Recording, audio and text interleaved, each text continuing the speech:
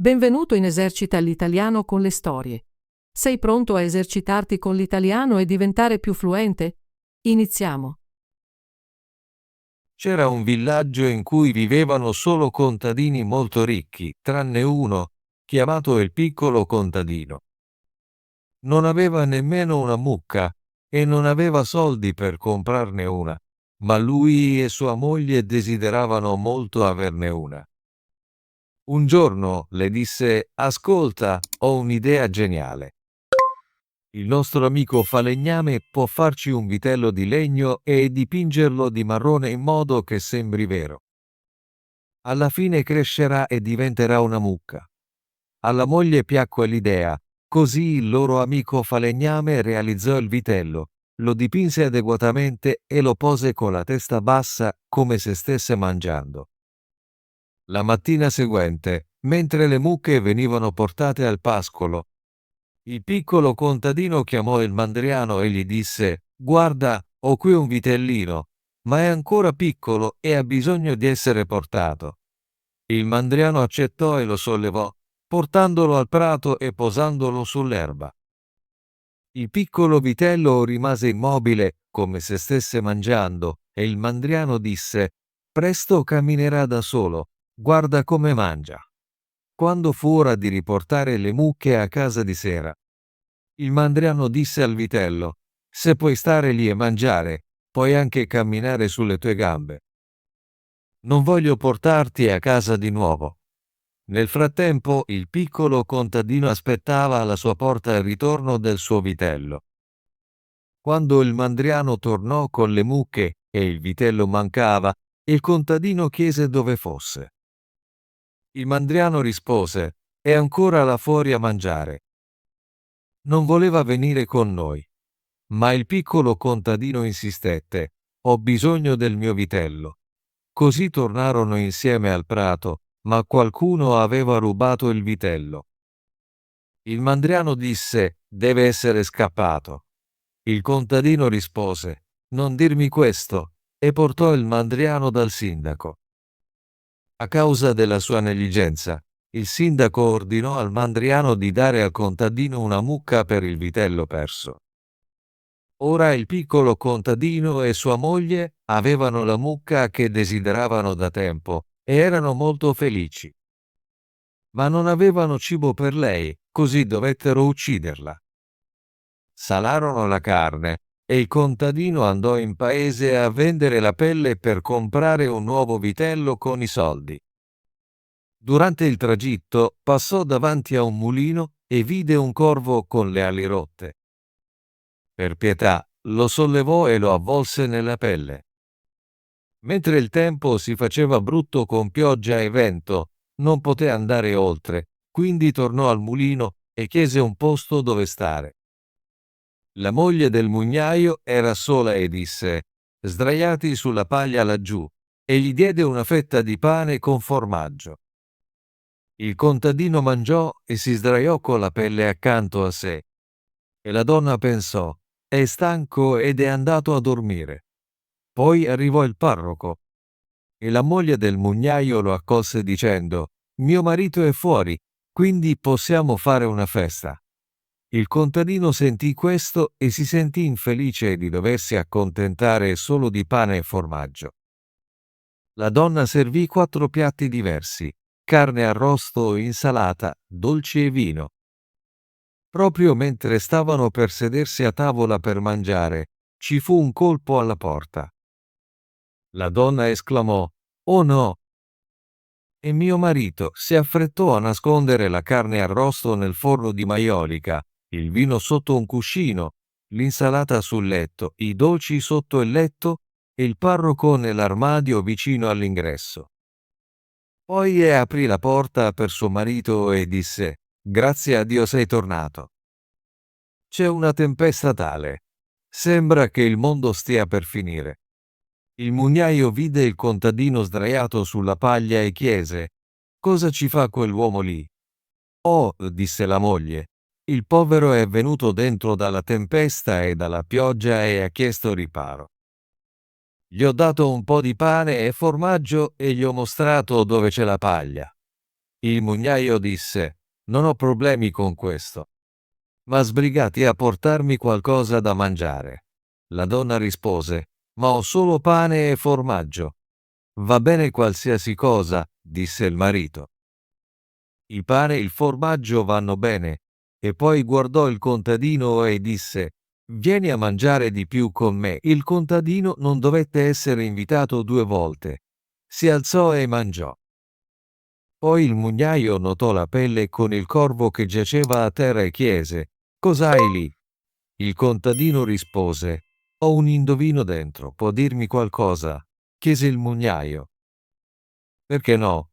Rispose il contadino, ma dice solo 4 cose. La quinta la tiene per sé. Il mugnaio era curioso e disse: fallo dire qualcosa per una volta. Il contadino pizzicò la testa del corvo finché non gracchiò e fece un rumore simile a KRR. KRR. Il mugnaio chiese: cosa ha detto? Il contadino rispose: primo, dice che c'è del vino nascosto sotto il cuscino. Vau! Esclamò il mugnaio, e andò a controllare il cuscino, trovando il vino. Ora continua, disse. Il contadino fece gracchiare di nuovo il corvo e disse: in secondo luogo, dice che c'è carne arrosto nel forno di maiolica. Davvero? Esclamò il mugnaio, e andò lì, trovando la carne arrosto. Il contadino fece gracchiare di nuovo il corvo. In terzo luogo, dice che c'è insalata sul letto. Incredibile! Esclamò il mugnaio, e controllò, trovando l'insalata. Infine, il contadino pizzicò di nuovo il corvo finché non gracchiò. In quarto luogo, dice che ci sono dolci sotto il letto. Incredibile! Esclamò il mugnaio, e guardò sotto il letto, trovando i dolci. Ora i 2 si sedettero a tavola, ma la moglie del mugnaio era molto spaventata e andò a letto, portando via tutte le chiavi. Il mugnaio voleva sapere la quinta cosa, ma il piccolo contadino disse: prima mangiamo in fretta le 4 cose, perché la quinta è qualcosa di brutto. Così mangiarono, e dopodiché contrattarono su quanto il mugnaio avrebbe pagato per la quinta profezia, fino a quando non si accordarono su 300 talleri. Poi il contadino pizzicò la testa del corvo finché non gracchiò di nuovo. Il mugnaio chiese: cosa ha detto? Il contadino rispose: dice che il diavolo si nasconde nell'armadio vicino all'ingresso. Il mugnaio disse: il diavolo deve uscire, e aprì la porta. Poi la donna dovette cedere le chiavi. E il contadino sbloccò l'armadio. Il parroco uscì di corsa il più velocemente possibile, e il mugnaio disse: è vero, ho visto quel diavolo nero con i miei occhi. Il contadino, però, partì la mattina seguente con i 300 talleri. A casa, il piccolo contadino migliorò lentamente la sua vita. Costruì una bella casa. E gli altri contadini dicevano: il piccolo contadino deve essere andato nel posto dove cade la neve d'oro e la gente porta a casa oro con le pale. Poi il piccolo contadino fu chiamato davanti al sindaco e gli fu chiesto da dove provenisse la sua ricchezza. Rispose: ho venduto la pelle della mia mucca in città per 300 talleri. Quando gli altri contadini sentirono questo, volevano guadagnare anche loro, così tornarono a casa, uccisero le loro mucche e si tolsero le pelli per venderle in città. Ma il sindaco disse: la mia serva deve andare prima. Quando andò dal mercante in città, lui le diede solo 2 talleri per una pelle, e quando gli altri arrivarono, non diede loro molto e disse: cosa posso farci con tutte queste pelli? I contadini furono arrabbiati che il piccolo contadino li avesse ingannati e volevano vendicarsi. Lo accusarono di frode davanti al sindaco. Il povero piccolo contadino fu condannato a morte e doveva essere rotolato nell'acqua in un barile pieno di buchi. Fu portato via e un prete fu chiamato a dire una messa per la sua anima. Gli altri dovevano stare lontani, e quando il contadino guardò il prete, riconobbe l'uomo che era stato con la moglie del mugnaio. Gli disse: «Ti ho liberato dall'armadio. Ora liberami dal barile». In quel momento passò un pastore con un gregge di pecore. Il contadino sapeva che il pastore voleva diventare sindaco, quindi urlò: «No, non lo farò. Mi rifiuto, anche se tutti gli altri insistono». Sentendo questo, il pastore si avvicinò e chiese: «Cosa succede? Cosa non farai?» Il contadino rispose: «Vogliono farmi sindaco se entro nel barile». «Ma non lo farò». Il pastore disse: «Se è tutto ciò che serve per essere sindaco, io ci entrerei subito». Il contadino disse: «Se entri, diventerai sindaco». Il pastore accettò e salì dentro, e il contadino chiuse il coperchio su di lui. Poi si prese il gregge del pastore e se ne andò. Il parroco andò verso la folla e annunciò che la messa era finita. Poi vennero e rotolarono il barile verso l'acqua. Mentre il barile rotolava, il pastore gridò: «Sono felice di essere sindaco». Pensarono che fosse il contadino a dirlo e risposero: «Questo è ciò che intendiamo, ma prima darai un'occhiata laggiù», e rotolarono il barile nell'acqua. Dopo di ciò, i contadini tornarono a casa, e mentre entravano nel villaggio, il piccolo contadino tornò silenziosamente, conducendo un gregge di pecore e sembrando molto felice. I contadini rimasero scioccati e chiesero: «Contadino, da dove vieni?» «Sei uscito dall'acqua?» «Sì, infatti», rispose il contadino. «Sono affondato in profondità fino a raggiungere il fondo. Ho spinto il fondo del barile e sono uscito. C'erano prati bellissimi con tanti agnelli che pascolavano, e ho riportato questo gregge con me».